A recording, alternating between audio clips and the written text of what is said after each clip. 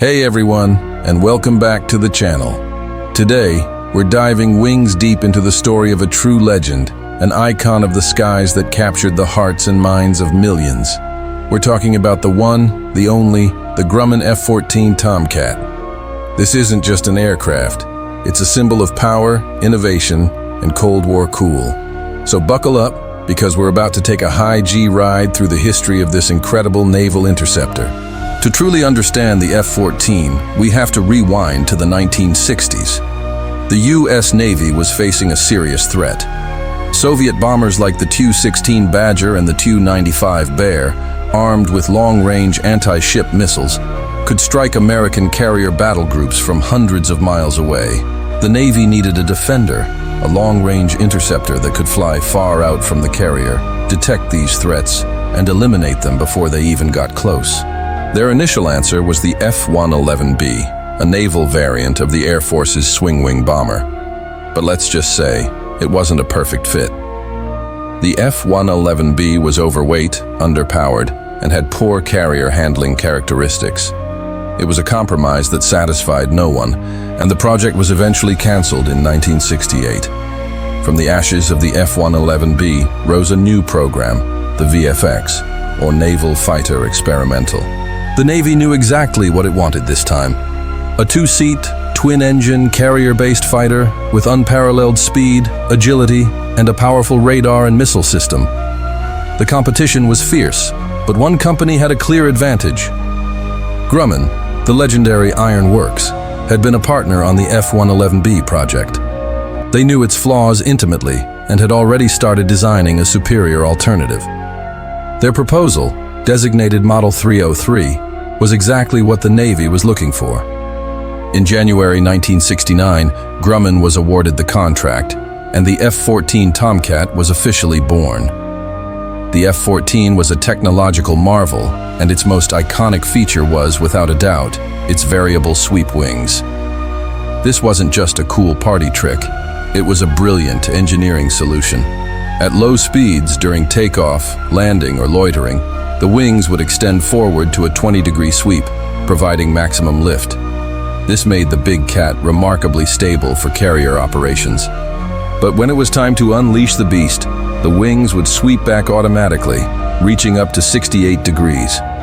This minimized drag and allowed the Tomcat to dash at speeds over Mach 2.3. It was the best of both worlds, a stable, low-speed platform and a blistering high-speed interceptor, all in one package. But the wings were just part of the story. The heart of the Tomcat's mission was its fire control system.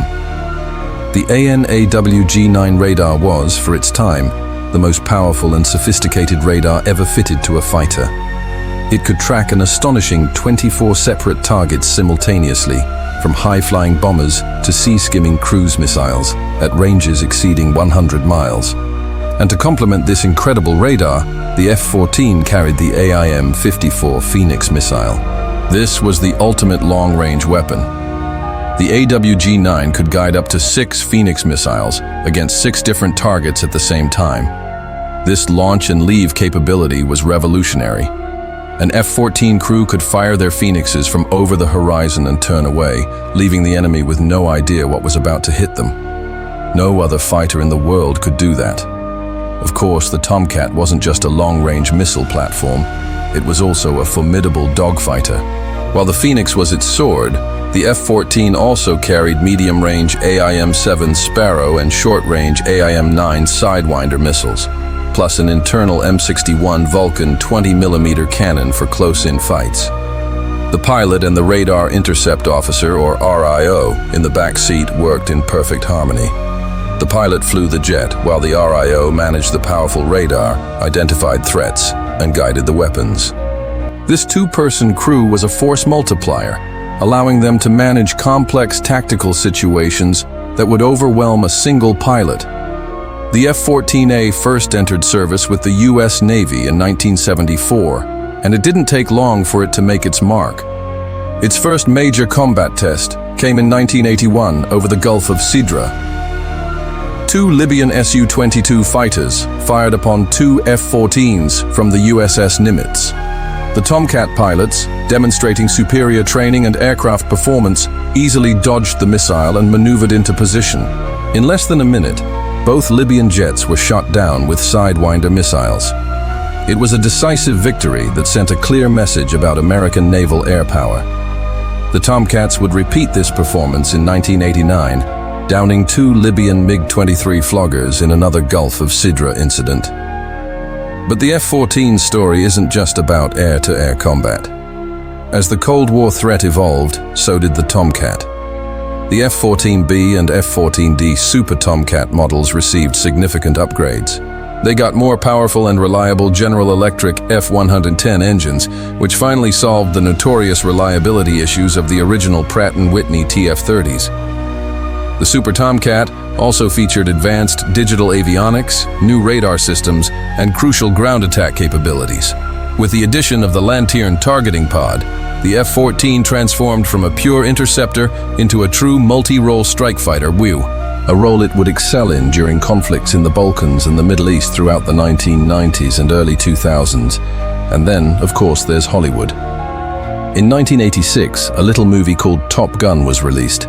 Starring the F-14 Tomcat alongside a young Tom Cruise, the film became a cultural phenomenon. The breathtaking aerial cinematography showcased the Tomcat's power and grace like never before.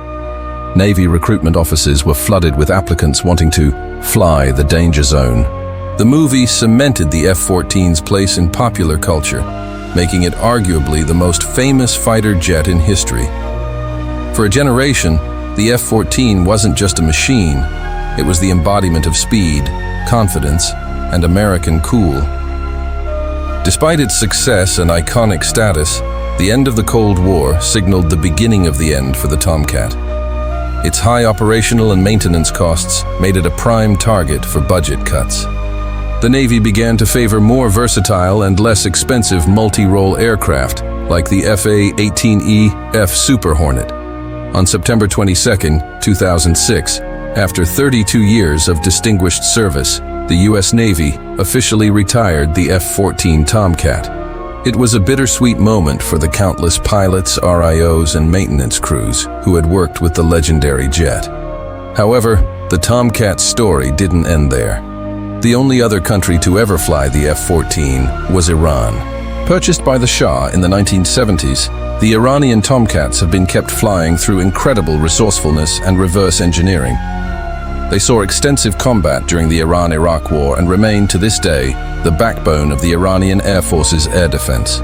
From the drawing boards of Grumman's ironworks to the silver screen, from the tense standoffs of the Cold War to combat over the deserts of Iraq, the F-14 Tomcat carved out a legacy that few aircraft can match. It was a complex, demanding, and expensive machine, but in the hands of a skilled crew, it was unbeatable. It was the ultimate guardian of the fleet, a supersonic shield that protected carrier battle groups for over 3 decades. The Tomcat was more than just metal, wires, and engines. It was a symbol of an era, a masterpiece of engineering, and a true legend of the skies. Thank you so much for joining me on this flight through the history of the F-14 Tomcat. What are your favorite memories of this iconic jet? Let me know down in the comments. And if you enjoyed this video, please give it a thumbs up and consider subscribing for more deep dives into aviation history. We'll see you on the next one.